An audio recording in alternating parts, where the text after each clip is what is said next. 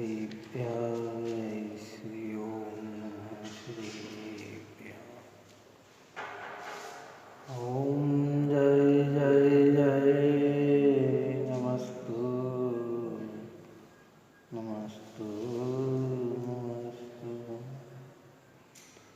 मंगलम भगवान वीरो मंगलम गौतमो मंगलम कुंद कुंदात्यो जैनधर्मोस्तु मंगलम। सर्वमंगल मांगल्यम सर्वकल्याणकारिणं प्रधानं सर्वधर्माणां जैनं जयतु शासनं जैनं जयतु शासनं जैनं जयतु शासनं। नमः श्री वर्धमानाय ज्ञानोत्तरात्मने सालोकानां त्रयोकानां जगद्विद्यादर्पणाय ते।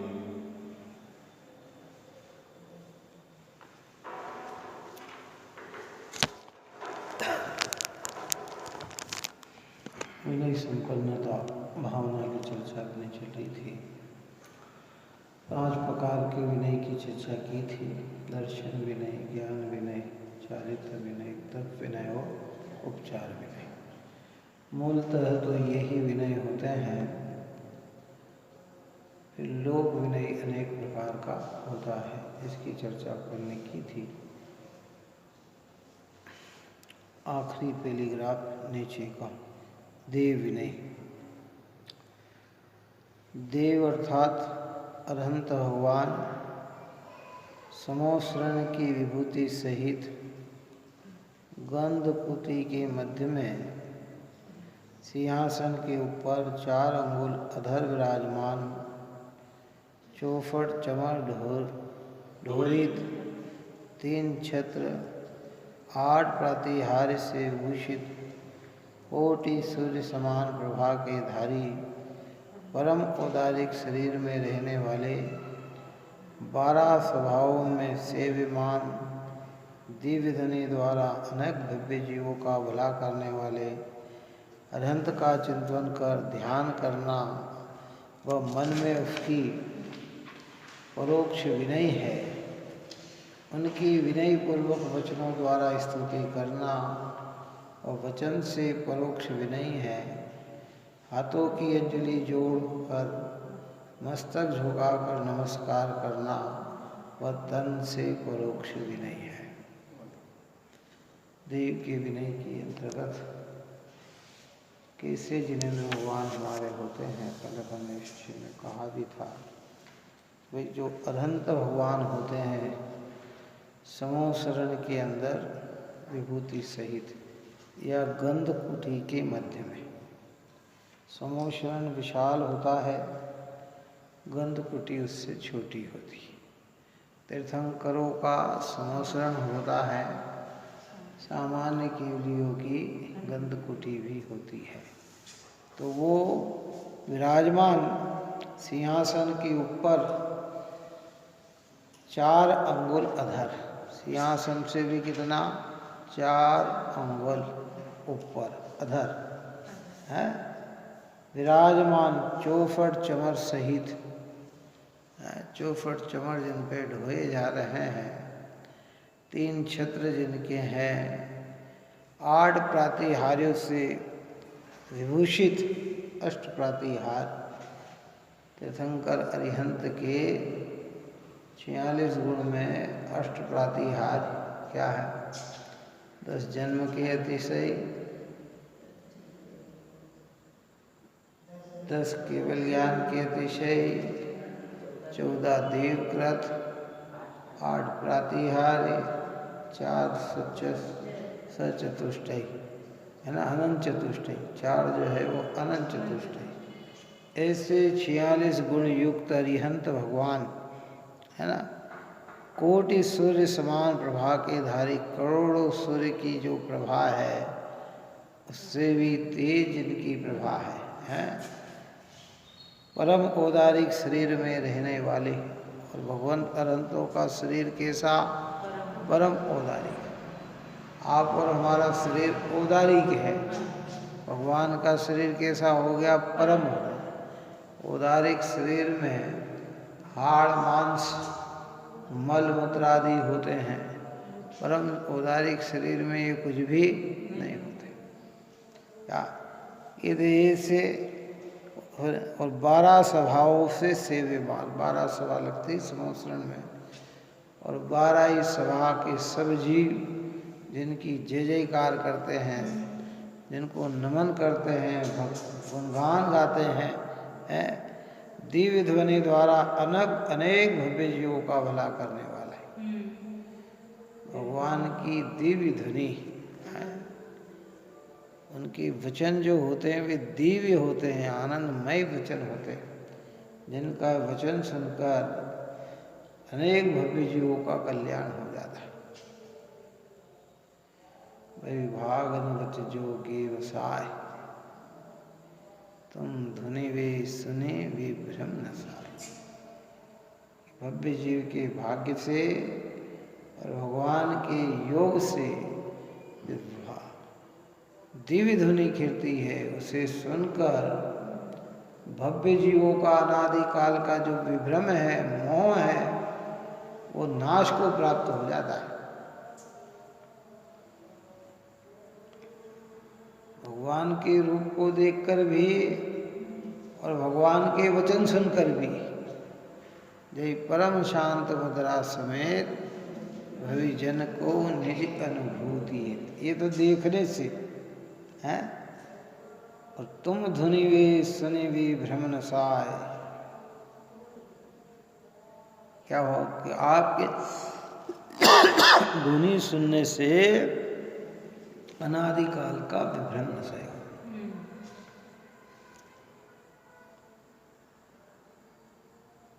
ऐसी अद्भुत भगवान की स्वरूप को ख्याल में लेना, ध्यान में रखना, ये परोक्ष में अरहंत भगवान का विनय है, देव का विनय है। कैसे अरिहंत होते हैं? अरे बात, वचन से भ्रम मिटता, देखने से शांति प्राप्त होती, और चरण का स्पर्श करने से वितराग भाव जन्म ले लेते हैं। ऐसे अरहंत होते हैं। ऐसे दो ही शब्दों की मुख्यता कही। चरण स्पर्श तो जिन प्रतिमा का होता है, किन का होता है? साक्षात अरहंत का तो चरण स्पर्श होता ही नहीं। कौन? तो समोसरण में अरिहंत भगवान। इसलिए दो ही बात ली इसमें, सुनने की और देखने की। स्पर्श तो होता ही नहीं है प्रभु का, है ना? क्योंकि वो तो अभी कहा कि सिंहासन से भी कितने 4 हाथ ऊपर हो, 4 अंगुल ऊपर विराजमान है वो, है। देवता भी नहीं छूते जिन्हें, है। तो स्पर्श तो है ही नहीं, लेकिन उनकी वाणी सुनकर ही अनादिकाल का भ्रम मिट जाता है। उनका रूप देखकर हमें अपने स्वरूप की अनुभूति हो जाती है। जिन दर्शन कर निज दर्शन पा। हाँ,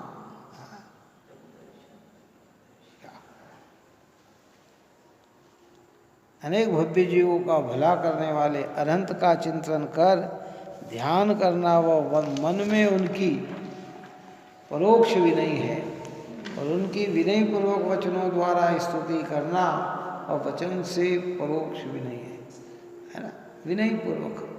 क्योंकि अब साक्षात भगवान तो है नहीं अभी हमारे सामने, लेकिन हो धन्य है वे सब जीव विदेश क्षेत्र में साक्षात समोसरण में बैठे हुए भगवान की दिव्य देशना सुन रहे।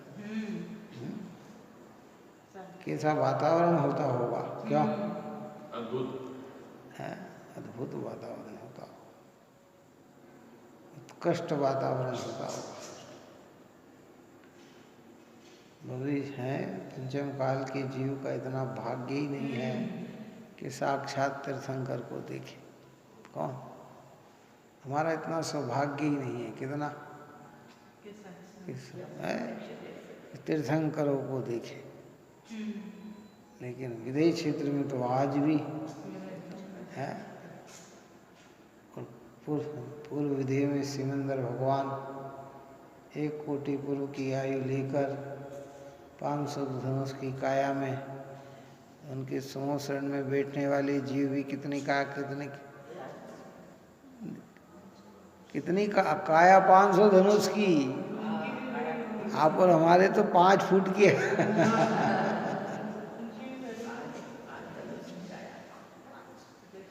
कैसे भी तो कैसा वातावरण होता होगा। हमारे यहाँ दृष्टांत आता है ना, कुंदकुंदाचार्य को वहाँ के चक्रवर्ती ने हाथ में उठा लिया और कितने से दिखे, इलायची जैसे दिखे। ये इलायची, ये कौन जीव है? ऐसे साक्षात वहाँ विराजमान। ये तो भैया ये उनकी जो है परोक्ष भी नहीं है, हैं? हैं? हाँ वहाँ ले रहे, कितने लोग को हो रहा केवल ज्ञान, कितने को ही हो रहा है भाई। 6 महीने में 608 जीव मोक्ष जा रहे हैं, तो मोक्ष जाने वाले केवल ज्ञान तो लेंगे है ना? है? हाँ हाँ हो रहा ना, गोपी जीव को हो जाए, पावर आया किसी को और स्वरूप में एकाग्र होकर स्थिरता श्रेणी चढ़ के केवल ज्ञान ले लें। सब वातावरण पवित्र होगा वहाँ। सोचने की बात है। इसलिए भाग ये परोक्ष भी नहीं है। और अंगुली जोड़कर मस्तक झुकाकर नमस्कार करना वह तन से परोक्ष भी नहीं है।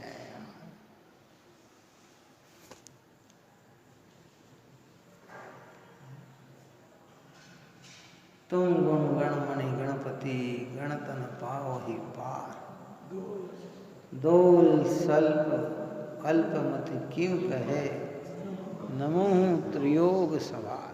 क्या तुलत राम जी कहते हैं कि हे भगवंत, आपके गुणों को गान करने में, आपके गुणों की महिमा करने में, बताने में गणधर भी पार नहीं कर सकते, वे भी पूरी तरह से नहीं गा सकते।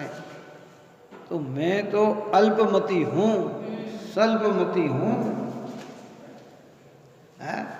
तो मैं क्या कर सकता हूँ कि नमो त्रियोग समान, मन को, वचन को और काय को एकाग्र करके, मन में भी आपकी महिमा, वचन में भी जय जयकार और काय में भी अंजलि जोड़कर मैं आपको साक्षात वंदन करता हूँ।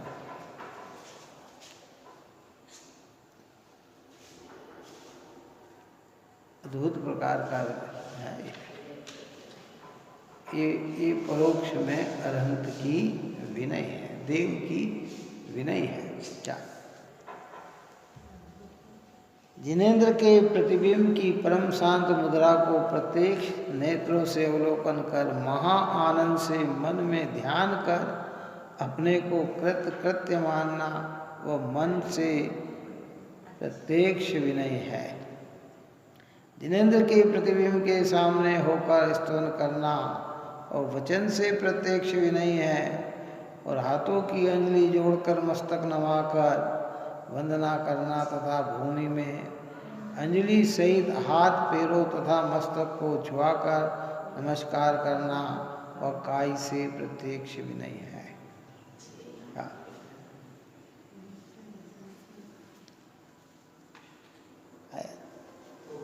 जिनेंद्र के प्रतिबिंब की परम शांत मुद्रा देखकर प्रत्यक्ष नेत्रों से अवलोकन करना, मां आनंद से मन में ध्यान कर अपने को कृत्य मानना है। बड़े पंडित जी साहब ने लिखा ना, आँखों का मिल गया मुझे फल, शांत मूर्ति दर्शन करके। है हे भगवान, मेरी आँख सफल हो गई आपकी शांत मुद्रा के दर्शन करने से। दुनिया को देखना ये मेरे आँख का मिलने का फल नहीं था, आपको देख लिया ये मेरे आँख के मिलने का फल था।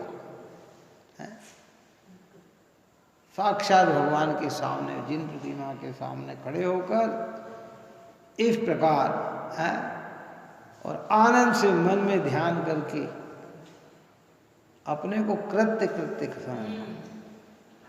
तो ये प्रत्यक्ष नहीं केला, परोक्ष भी नहीं, प्रत्यक्ष। परोक्ष तो यहाँ है नहीं, वहाँ ऐसा विचार कर रहे हैं, वो परोक्ष मन में विचार कर रहे हैं, वचन से जय जयकार कर रहे हैं, काय से अंजलि जमा के, वो परोक्ष। और जिन मंदिर में आकर जो वंदन पूजन कर रहे हैं ये प्रत्यक्ष है ना समझ। हाँ, अभी तो जिन प्रतिमा भी भगवान स्वरूप ही होती है।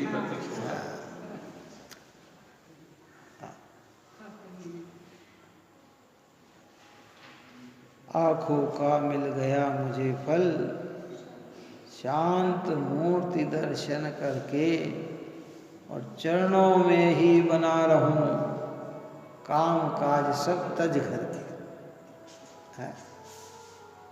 भीतर से ऐसा जो भाव उमड़ता है, उमंग आता है कि देखो प्रत्यक्ष नहीं, जिनेंद्र के निहारना क्या है ना, एक एक अंग को निहारना, एक एक मुद्रा को निहारना है। जिनेंद्र के प्रतिबिंब के सामने होकर स्तवन करना, वो वचन से प्रत्यक्ष प्रतिमा के सामने होकर। क्या दर्शन जब भी करना ना, भगवान के सामने खड़े होकर ही करना।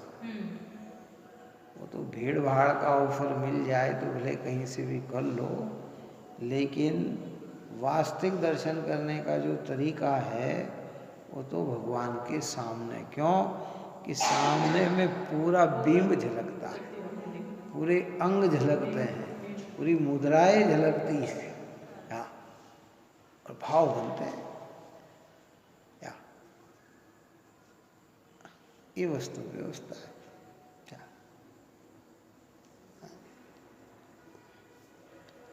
हाथों की अंजलि जोड़कर मस्तक नवाकर वंदना करना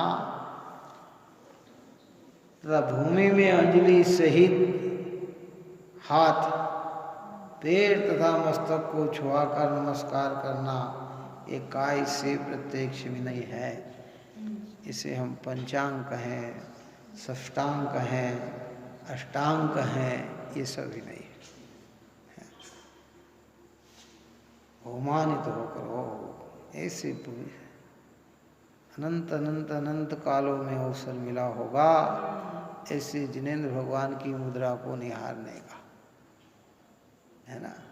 क्यों दास जी ने तो लिखा, वीत रागी नगन मुद्रा दृष्टि नासा पै धरे है, वसुप्रातिहारी अनंत गुणयुत होट रवि छवि को हरे। ऐसी सौम्य मुद्रा है, एक एक अंग अंतरंग से महिमा आना चाहिए इसे पवित्र परमात्मा की का। इसलिए उन्हें नमस्कार करना, पंचांग करो, षष्टांग करो, अष्टांग करो, है इन्हीं भक्ति से भाव विभोर होकर। बार बार अवसर नहीं मिलते हैं, आँखों ऐसे अनंत को देखने का अवसर भी बार बार नहीं मिलता। हाँ, महान पुण्य हुआ होगा हमारा, महान पुण्य खर्च हुआ होगा। क्या लौकिकता में होता है कि नहीं है?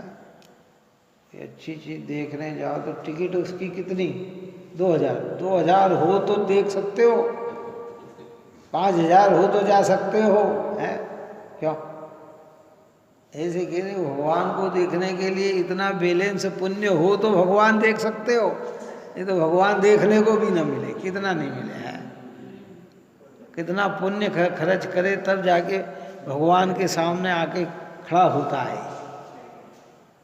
इस पे दिखता नहीं है लेकिन है बराबर सत्य यही है। कितना नहीं तो आप देखो, आप सोचो कितने लोग भगवान के सामने आके खड़े हो रहे हैं, जिसके पुण्य नहीं हो उनके भाव भी नहीं होते, संभव ही नहीं है ना। भाव ही नहीं आते। घर के से मंदिर के लिए निकले और भाग्य नहीं हो तो बीच में कोई कारण बने, बीच से ही लौट के चला जाए। इतना पुण्य बैलेंस में हो तो ही दर्शन हो पाते हैं क्या। इसलिए ऐसा पुण्य सदाकाल जगत के प्रत्येक आत्मा अर्जन करे कि ऐसे भगवान के दर्शन प्रतिदिन मिलते रहे, बार बार। जगत के रूप को अनंत बार निहारा, अशांति ही मिली। भगवान के रूप को निहारे तो शांति आए बिना रहे नहीं। वो दिल्ली वाले आए थे। हाँ हाँ, कितने उनके उन्होंने देखा कितना होगा, बहुमान आता भैया। बहुमान। जिनके हृदय में प्रभु का प्रेम है उन्हें भगवान की महिमा आए बिना रहती नहीं।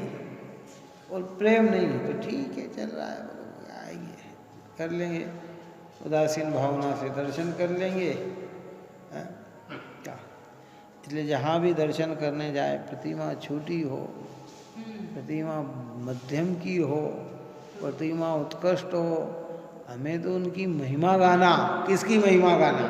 वितराग मुद्रा है तो महिमा में कमी नहीं रखना, क्योंकि वो तो परमात्मा का स्वरूप है, परमात्मा दर्शाती है क्या। वितराग का दिख रही है ना, सौम्य मुद्रा दिख रही है। अरे बहुत धन्य है क्या। चैनिक जी की वो आती है ना, सब दर्शन कराने की, वो टीवी पे भेज है, कितने तीर्थ क्षेत्रों की वंदना कराई, कितने जगह जगह के मंदिरों के दर्शन कराए उनने।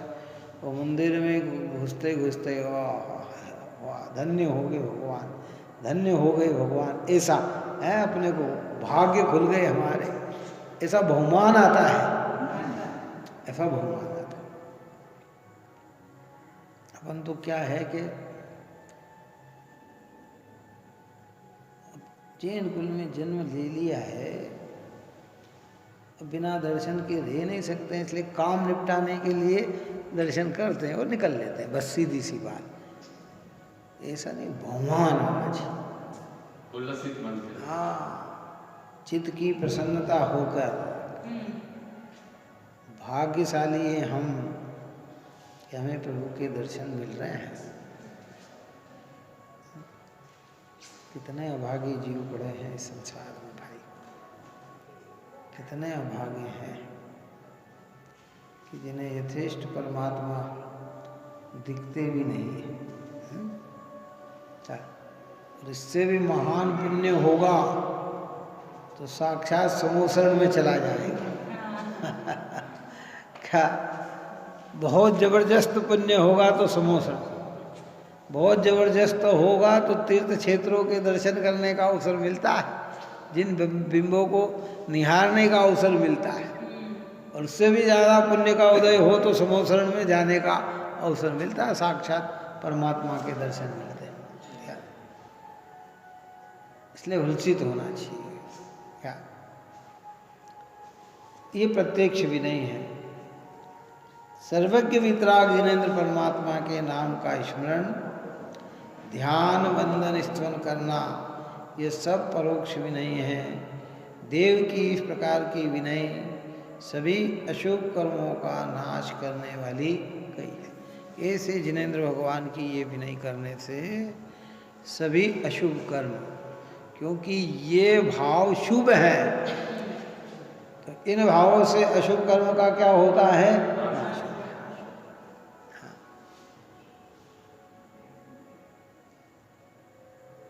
तेरे दर्शन के प्रभाव से मोह ग्रंथि सारी टूटी है।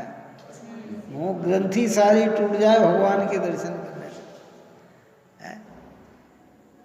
किन्हीं किन्हीं में अपना मान रहा हूँ, कहाँ कहाँ सुख ढूंढ रहा हूँ, कहाँ कहाँ समर्पण हो रहा हूँ। ये भगवान के दर्शन करने से सारी मोह की ग्रंथि टूट जाती है। ऐसे उल्सित होना, जितनी प्रसन्नता रिश्तेदार नातेदार को देखकर आए, उससे कई गुना प्रसन्नता जिनेंद्र भगवान के जिन बिंब को देख के आना चाहिए, उल्लास होना चाहिए आदमी। अरे नहीं ठीक है, रोज तो करते हैं, सुबह भी कर लिए, शाम को भी कर लिए, करते तो हैं भी कर रहे हैं, उल्लास।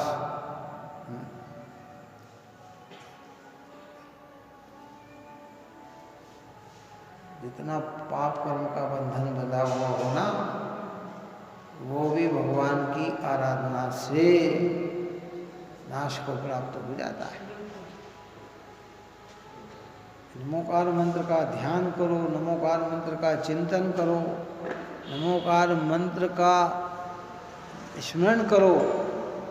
इस सब में इसलिए हमारे इसकी महिमा में कहा गया सो पंच नमोकारो सौ पाप प्रणाशनो और मंगला रंच सवे सिंह परम वही मंगलम। तो कल्याणकारी है।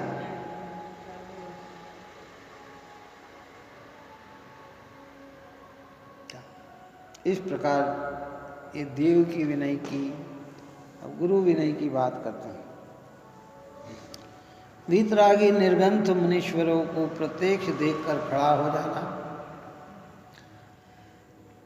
आनंद सहित सनोग जाना, स्तवन करना, वंदन करना, गुरु के आगे कर स्वयं पीछे चलना, कभी बराबरी से चलना पड़े तो स्वयं गुरु की बाईं ओर होकर चलना, गुरु को अपने दाहिने ओर करके चलना, बैठना, गुरु के साथ में रहते हुए स्वयं उपदेश नहीं देना, कोई प्रश्न करे तो गुरु के होते हुए आप उत्तर नहीं देना, और गुरु की आज्ञा होने पर अनुकूल उत्तर देना, गुरु के होते हुए उच्च आसन पर नहीं बैठना, गुरु व्याख्यान उपदेश आदि करे तो उसे हाथ जोड़कर बहुत आदर से ग्रहण करना, गुरु के गुणों में अनुराग करना, आज्ञा के अनुकूल प्रवर्तन करना, गुरु दूर क्षेत्र में हो तो भी जैसे उनकी आज्ञा हो उसी के अनुसार प्रवर्तन करना, दूर से ही गुरु का ध्यान स्तवन नमस्कार आदि करना गुरु की विनय है। ये सारे गुरु की विनय है। निर्गंथ मुद्रा वितराग है ना, इसलिए वितरागी निर्गंथ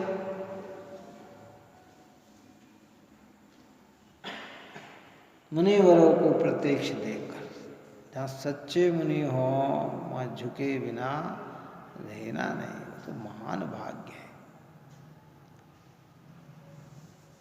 हमारे बुधरदास जी तो कहते हैं कि भाग्य उदय दर्शन कब पाऊं, ता दिन की बलिहारी, जोरी जुगल कर भूधर विनवे, तीन पद ढोक हमारी, वे मुनिवर कब मिलिए उपकारी है।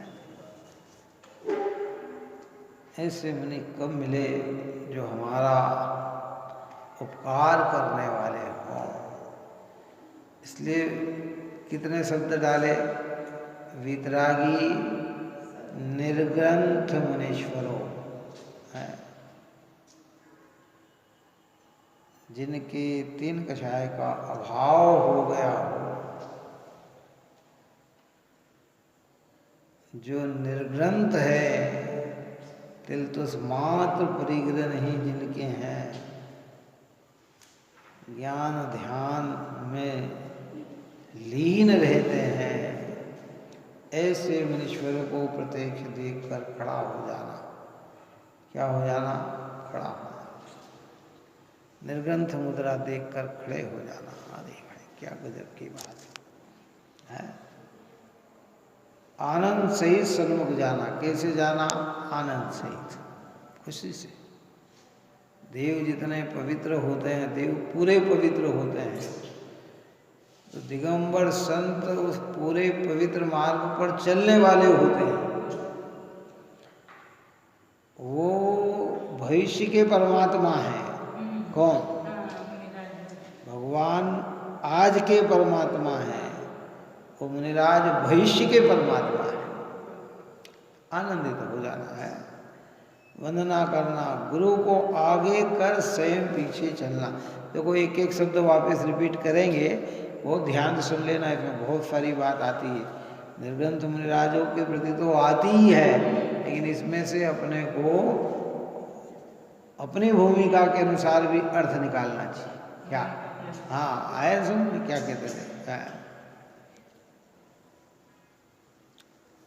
आगे करके स्वयं पीछे चलना, कभी बराबरी से चलना भी पड़े तो स्वयं गुरु की बाई होकर चलना, गुरु को अपने दाहिने ओर करके चलना, बैठना गुरु के साथ में रहते हुए स्वयं उपदेश नहीं देना। क्या नहीं देना? सामने गुरु हो ना तो स्वयं उपदेश नहीं देना, गुरु की आज्ञा लेकर उपदेश देना। अगर गुरु कहे कि उपदेश देना तो दे, लेकिन वही दे जो गुरु की परंपरा का हो, उनका ही विरोध न हो, है ना? गुरु परंपरा का वो बात कहे जो लाभ है, अपने मन की नहीं, कुछ भी नहीं कहे है। होते आचार्य के सामने शिष्य उपदेश नहीं देते हैं, फिर आचार्य कहते हैं कि भैया बोलो, तो वो बोलते हैं, शिष्य प्रवचन देते हैं तो वही देते हैं जो गुरु की परंपरा का। ये भी विनय है।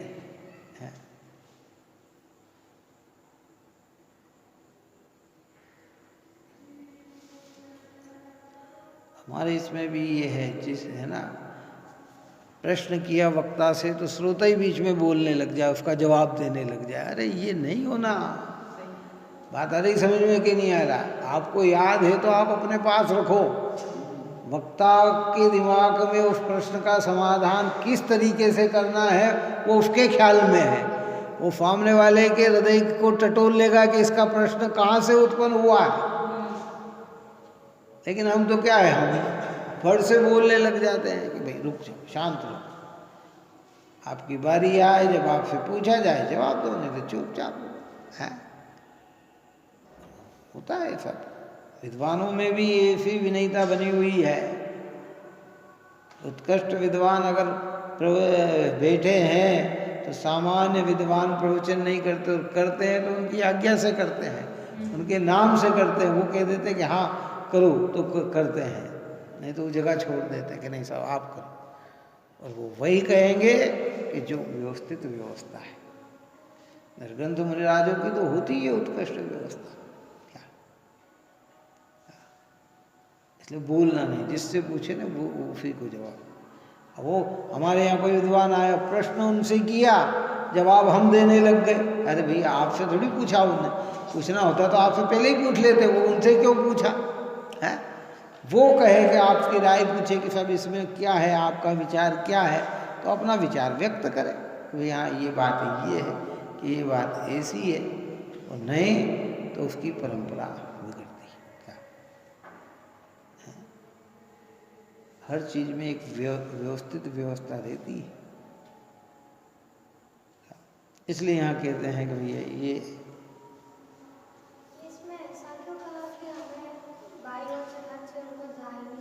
हाँ, ये विनय है। उनके पाँव जो चलते हैं ना, तो ये एक विनय है कि अपने को इस ओर चलना, पहले तो पीछे पीछे ही चलना। कहाँ चलना? हाँ, आगे नहीं चलना, मुनिराज के पीछे पीछे चलो, है ना। फिर हो तो ऐसा कि जिससे बाईं ओर चला जाए, ये उनको दाईं ओर रखकर चला जाए, है ना। ये विनय का भाव है, होता है ऐसा, क्या?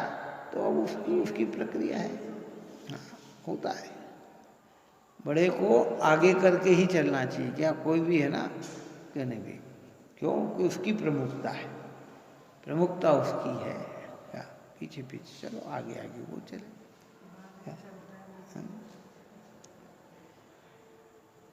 जनवाणी में कोई बात लिखी है ना, कुछ न कुछ प्रयोजन तो है उसका, है, निष्प्रयोजन तो कोई बात लिखी नहीं जाती है। ये भी नहीं का भाव है, उनको भी अच्छा लगे कि ठीक है, हाँ भाई ये, इसलिए वो बोलने में भी ऐसे ही बच के भाई है। और कोई प्रश्न करे तो गुरु के होते आप उत्तर नहीं देना, गुरु की आज्ञा होने पर अनुकूल उत्तर देना। गुरु की आज्ञा होने पर क्या देना? अनुकूल। जो गुरु परंपरा को पोषण करे वह उपदेश देना। वीतरागी निर्ग्रंथ जो मुनीश्वर है वे किस परंपरा को पोषण करते हैं? बोलो। वो तो सर्वज्ञ देव की बात का ही पोषण करते हैं ना, तो वो तो सर्वज्ञ देव की बात, तो उनकी बात को पोषण करना यानी सर्वज्ञ भगवान की बात का पोषण करना। इनको पोषण करना, हाँ, ये उसकी एक प्रक्रिया है। अच्छा, और प्रश्न जब भी करना, जैसे गुड़िया ने भी कहा ना कि प्रश्न इसके अनुकूल है।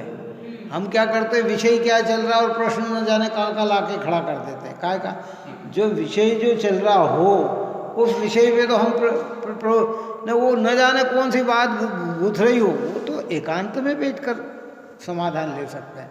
कहाँ ले सकते हैं? वो प्रश्न याद रख के बाद में उनसे पूछ सकते हैं। सभा में तो वही प्रश्न पूछा जाना चाहिए कि जो विषय के अनुकूल हो, जो विषय में चल रहा है उसके विषय के अनुकूल आप प्रश्न करो कि भाई इसमें ऐसा लिखा तो ये क्यों लिखा, यहाँ ऐसा कहा और वहाँ ऐसा कहा, इसमें क्या है, तो उसके अनुकूल सारी बातें आती है। अब का ना जाने कहाँ कहाँ की सुन रखी हम कि भैया वो सभा में क्यों करना, तुम्हारे मन में प्रश्न उत्पन्न हुआ ना, अलग से बाहर से पूछ लो। टोडरमल जी साहब ने भी इस विषय में बहुत लिखा है, वक्ता श्रोता का स्वरूप का निरूपण किया ना, कि वो उससे क्या है कि विषय क्या चल रहा है, प्रश्न क्या कर लेते हैं ना, तो वो सारा विषय चेंजेबल हो जाता है। क्या हो जाता है? ये तो जैसे अपन लोकल हैं तो चलो कोई बात नहीं चलती है, लेकिन बाहर का विद्वान अगर आता है तो फिर वो क्या होता है, वहाँ तो डिस्टर्ब हो जाता है ना। उसको क्या समझाना और आपने प्रश्न कर दिया तो उसका सारा उपयोग कहाँ लग जाएगा? तो वहाँ लग जाएगा, है। तो वहाँ वही प्रश्न किया जाए जो उसकी अनुकूलता का हो, जनवाणी की अनुकूलता। और नहीं तो अपने पास याद रखो, एकांत अवसर मिले।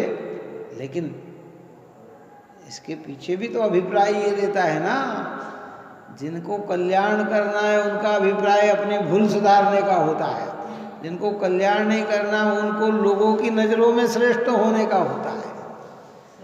बात समझ में आई कि नहीं आई? कि क्या आ गई? जिनको कल्याण करना वो अपनी भूल सुधारेंगे कि ये प्रश्न मैंने पूछा तो मेरे में गलती है, तो मुझे समझ कर वो गलती निकालना। और कई है कि देखो 500 आदमी प्रश्न करेंगे, लोग समझेंगे ये बड़े धर्मात्मा जीव है, कि भैया उसके लिए तो एकांत काफ़ी है। कहाँ? तुम अकेले में आराम से प्रश्न उत्तर करो और अपना समाधान लो और अपने परिणाम को निर्मल बनाओ। क्या काय के अंदर प्रकरण चल रहा है? ये गुरु विनय के अंदर ये प्रकरण। वास्तविक गुरु तो निर्ग्रंथ मुनिराज ही होते हैं। सच्चे जिन देव शास्त्र गुरु की चर्चा हम करते हैं उनमें गुरु तो निर्ग्रंथ ही होते हैं, सग्रंथ नहीं होते हैं। सग्रंथ तो विद्वत होते हैं, लेकिन व्यवहार से उन्हें गुरु कहा जाता है। क्या गुरुदेव श्री कहते थे ना कि सच्चे गुरु तो निर्ग्रंथ गुरु है। हमें तो नाम से लोग गुरुदेव गुरुदेव गुरुदेव कहते हैं, वास्तविकता में गुरु तो कौन है कि निर्ग्रंथ है। और ऐसे गुरु जहाँ हैं हम तो उनके दासों के दास हैं, चरण के दास हैं, उनकी रज को अपने मस्तक पर लगाने वाले। अद्भुत भाव उनके हृदय से उत्पन्न होते थे और व्यवहार में है, पर उसमें से अपने को भी सीखना। क्योंकि हर जगह सर्वांश जहाँ कथन होता है साधुओं के लिए, तो अंश कथन होता है गृहस्थों के लिए। कितना होता है? जितनी बात हम माँ कह रहे हैं ना, वो पूरे रूप में सत्य है, लेकिन उसका अंश कहाँ होता है, गृहस्थों के जीवन में भी आता है, तो उस बात का भी हमें ख्याल रखना चाहिए। बस इतनी बात है।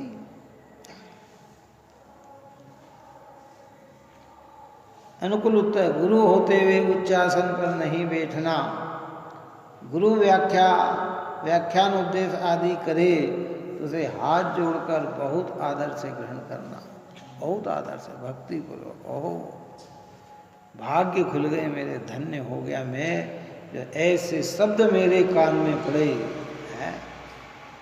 अपने मोदी जी आते थे, सुजानमल जी मोदी जी, और एक और कहाँ के पंडित जी साहब थे, उनका, तो गुरुदेव जब प्रवचन करते थे ना, तो वो सभा में बैठते थे और गुरुदेव जैसे ही कहते थे तो कहते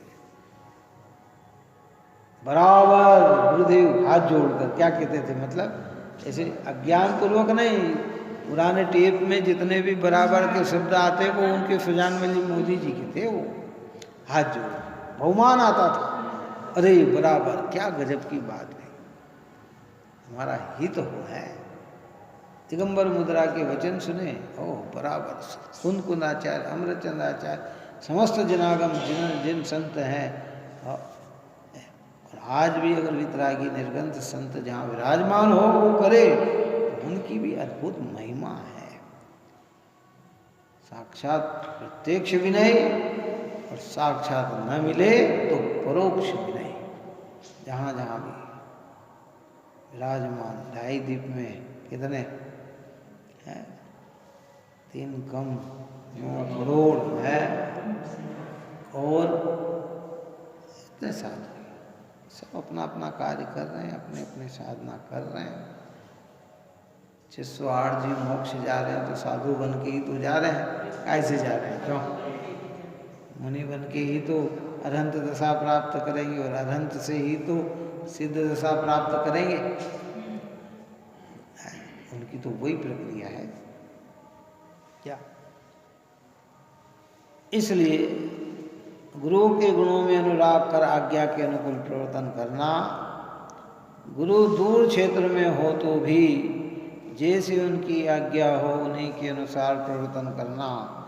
दूर से गुरु का ध्यान, स्तवन, नमस्कार आदि करना गुरु की विनय है कि दूर से ही, और जहाँ भी हो गुरु की परंपरा चलती रहती है।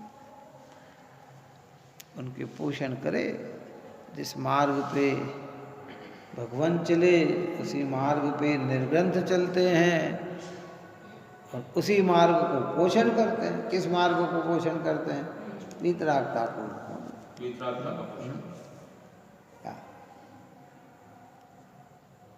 दिन रात आत्मा का चिंतन, मधु संभाषण में वही कथन, निर्वस्त्र दिगंबर काया से भी प्रकट हो रहा अंतर मन।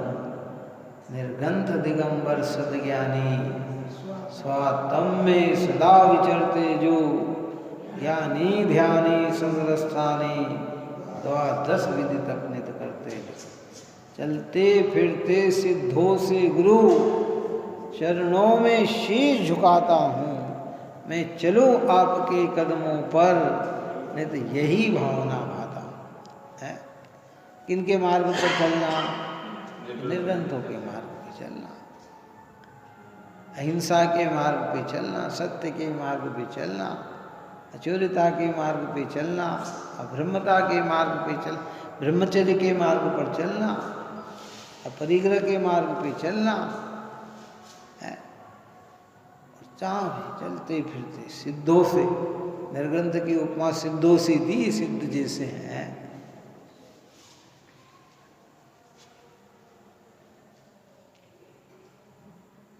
धन्य है वेदित निर्ग्रंथ।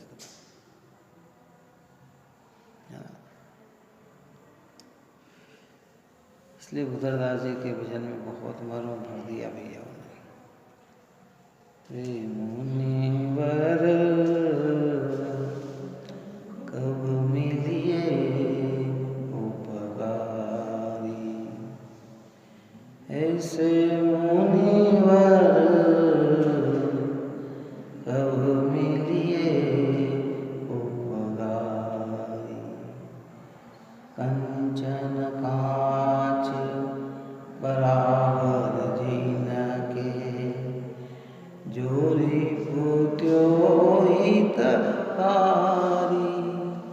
महल मसान मरण जीवन, समगरिमा गारी रे मुनिवर कब मिलिए उप। क्या बात, महल हो, मसान हो, कंचन हो, कांच हो, है शत्रु हो, मित्र हो, है समगरिमा गारी, सब में समभाव है। सम्यक ज्ञान प्रधान पवन बल, तप पावक पर जारी। चोदत जीव सुवर्ण सदा जे, चोदत जीव सुवर्ण सदा जे। काय कारी माँ तारी रे मुनिवर कब मिलिए उपगारी। क्या कहा, कैसे होते मुनिराज, चलो बताओ। सम्यक ज्ञान प्रधान पवन बल, काय में प्रधान सम्यक ज्ञान,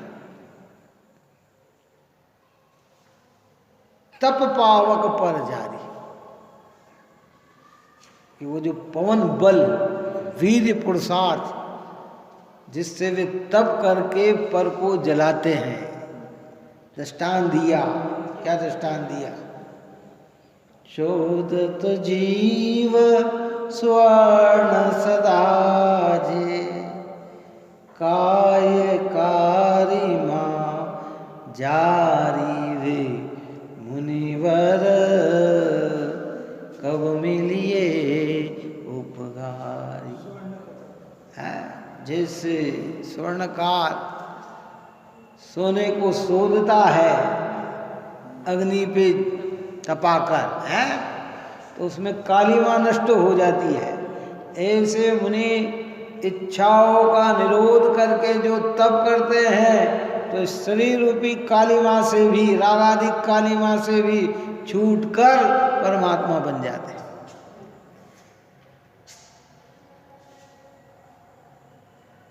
निर्गंथ मुनिराज ऐसे पवित्र होते हैं।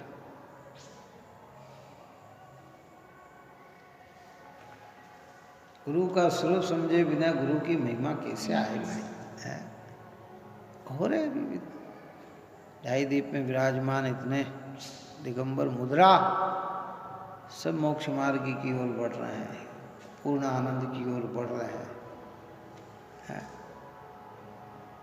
हम वहाँ नहीं पहुँच पा रहे हैं, तो ऐसे दिगंबर मुनि राजों की हृदय से महिमा गाना, उनमें भाव रखना, उनकी प्रशंसा करना, ये अपने जीवन को पापाचार से बचाना है। इसलिए कहते हैं प्रवर्तन दूर से गुरु का ध्यान, स्तवन, नमस्कार आदि करना गुरु की भी नहीं है, दूर से करना। साक्षात मिले पूरा विनय के साथ, भक्ति के साथ।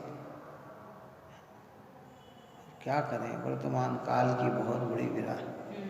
और कुछ हमारे अभी क्या कहा कि भगवान की जैसे साक्षात हमारा इतना पुण्य का बैलेंस नहीं कि साक्षात तीर्थंकर मिले, ऐसे निर्गंथ है, और हमारे इतना पुण्य का उदय नहीं कि हमें उनके दर्शन मिले। तो सामान्य जन की भाषा से हटके ही चर्चा है भाई, तो इस विषय में ज़्यादा अपन बात नहीं करेंगे, क्या करें। वर्तमान काल का बड़ा दोष वो है, और जहाँ सच्चे हैं तो कोई बात नहीं, वितरागी निर्गंथ गुरु है तो उसमें तो कोई, वहाँ तो क्या है, फिर किसी भी प्रकार का संशय करने की जरूरत नहीं है। मैंने इस विषय में पहले भी कहा है। हाँ, ये बहुत ध्यान से सुन लेना कि जो आरंभ सारंभ में लगे हुए अन्य मतांतर के साधु अन्य को मानते हैं और दिगंबर मुद्रा कहे कि नहीं साहब ये तो इनमें तो ये दोष है न ये दोष है कि यहाँ इस प्रकार का प्रश्नोत्तर नहीं करना। हाँ, तुम वहाँ मानते हो तो यहाँ तो बिना किए मान लेना, क्योंकि उनके जितने दोष है उतने दोष तो यहाँ नहीं होंगे। समझ में आ रही बात? नहीं आ रही है? ये तो आगे का मार्ग है कि हमें पूरा निर्दोष चाहिए, तो फिर हम किंचित भी दोष को स्वीकार नहीं करेंगे। क्या कहा? और इसके लिए अपन ने दृष्टांत पहले दे भी दिया है कि भाई बोलो, रात्रि भोजन करें और दिन में भोजन का त्याग करें तो कितना प्रशंसनीय हमारा। बोल, कितनी प्रशंसनीय, कितनी तारीफ की जाएगी इसकी, बताओ है क्या है? नहीं साहब, हम तो आपको दिन में 12 घंटे का त्याग है हमारा, सुबह 7 बजे से शाम के 7 बजे तक हमारा कोई महत्व नहीं है। तुम रात्रि भोजन का त्याग करो तो दिन का भोजन भी त्याग की प्रशंसा कहलाएगी। क्या कहलाएगी? है ऐसे ही नीचे आरंभ सारंभी गुरु से हटो, क्या है? तो इनका भी त्याग करके एक निर्दोष का अवलंबन लो तो श्रेष्ठ है, नहीं तो भी ये महत्वपूर्ण नहीं है। ये लोग व्यवहार में ठीक है, हमें कोई द्वेष थोड़ी है, क्या दुर्भावना थोड़ी है। एक भी साधु से द्वेष दुर्भावना रखना अपने अनंत भावों को पीड़ित करना है, निगोद की पात्रता को ग्रहण करना है। क्या समझ में आई? हाँ, जो स्वरूप नहीं है इसलिए विवेक विचार की बात करते हैं। जो अधवा तधवा करते हैं तो वहाँ मौन रह रहते हैं, लेकिन साधु की प्रति किंचित भी अविनयता नहीं। ये तो वस्तु स्वरूप है ना। नहीं तो हम कहेंगे साहब ये, कई लोग कहते कि साधु को ही नहीं मानता। क्यों नहीं मानते भैया? अभी मैंने कितनी बार पहले कहा ना कि पंच नमस्कार मंत्र में हम बोलो अरहंत सिद्ध ही बोलते हैं कि आयर्याणाम क्यों, और देव शास्त्र गुरु की पूजा में देव और शास्त्र को अर्घ चढ़ाते हैं कि गुरु की भी गुणगान गाते हैं, गुरु की भी महिमा गाते हैं। जयमाला में गुरु है करते हैं कि नहीं करते? और अभी लोगों की अज्ञानता है, उसके आगे क्या बोला जा सकता? वो तो उनके अनुरूप जो दिखे उनको माने तो कहें कि हाँ आप साधु को मानते हो, नहीं तो वो आपको दे देते हैं कि ये साधु विरोधी है। कौन कहते हैं कि ये साधु विरोधी है? कोई विरोधी नहीं। साधु का कौन विरोध करेगा? जो मोक्ष मार्ग में चल रहे हैं उनका कौन विरोध करेगा भाई? किसकी ताकत है? और आप और हम विरोध भी कर दे तो ये विरोध टिकेगा कितने दिन तक है? कोई नहीं थे। देव तो कहते थे कि हम दासानुदास हैं है? लेकिन अब क्या करें? बहुत सारी प्रक्रिया है भाई। दुष्म कंचन काल माही कुल श्रावक में महाव्रत धर सके नहीं। कौन से? ये पंचम काल में जन्म ले लिया है, दिखाना उन्होंने कि भैया दुष्म पंचम काल माही कुल श्रावक में महाव्रत नहीं धर सका। तो भैया क्या है कि जितना है उसमें, और जो महाव्रत धारण करते हैं, यथेष्ट प्रवर्तन करते हैं, उनकी अनुमोदना, उनकी प्रशंसा, उनके गुणगान गाना, उनके प्रति भक्ति रखना, क्या है कि नहीं? बहुत बड़ी बात। हाँ, ये को नहीं समझ में आते कि क्या करें बेचारे। लेबल लगा दिया ना कि भाई ये तो महाराज को नहीं मानने वाले, ये महाराज को मानने वाले। जो मान रहे हैं वो भले कुछ भी करे तो भी वो धर्मात्मा, और जो नहीं माने वो कुछ भी नहीं करे तो भी धर्मात्मा नहीं। हम हमारे रागानुसार करते हैं ना, क्या कर रहे हैं? वो कुछ भी करे, और ऐसे बड़े बड़े वाक्य लिख के, ऐसे वाक्य लिखे कि जो बड़े बड़े धर्मात्मा को उपाधि नहीं मिली वो उपाधि उनको मिल जाती है। कौन सी है? और मानते हैं। भैया रुको, क्या होगा इन चीज़ों से? गुरु को मानना यानी गुरु की आज्ञा में चलना, ये गुरु है। गुरु को मानने का मतलब क्या है? अब जिनके ही लक्षण नहीं है तो गुरु की क्या क्या पहचान तुम्हें बताओ? रात्रि भोग करना, भक्ष खाना, चाहे जहाँ खाना, चाहे जैसा खाना। अभी तुम्हें यही ज्ञान नहीं है तो तुम क्या गुरु को मानते हो? कैसे गुरु को मानते हो बताओ? है? और किसी भी मुनिराज से अगर ये प्रश्न करो कि साहब हम आपको मानते हैं और हम ये सब खाते पीते हैं, तो कहेंगे कि तुम हमारे शिष्य नहीं हो, जाओ। हमको ऐसे शिष्यों की जरूरत भी नहीं है जो आप इस प्रकार के कार्य करते हैं। क्या? हाँ, वो खुद ही ना कर देंगे ना कि नहीं नहीं, धर्मी प्रेम है, धर्मात्मा से प्रेम करेंगे कि किससे प्रेम करेंगे? वो तो धर्मात्मा से प्रेम करेंगे। वस्तु व्यवस्था ही ऐसी सुंदर है। समय अपना बहुत हो गया, ध्यान इंद्रा।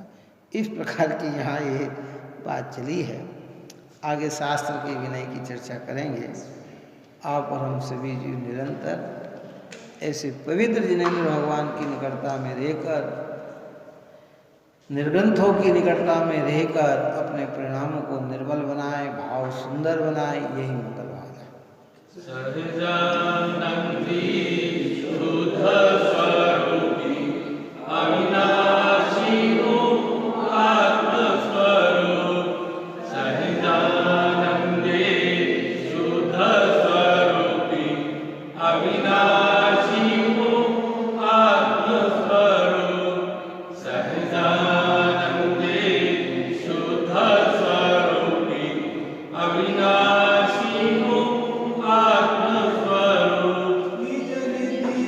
निज में बताई यह अनंत उपकार है, उसके लिए जिन वाणी माको वंदना शतबार है, वंदना शतबार।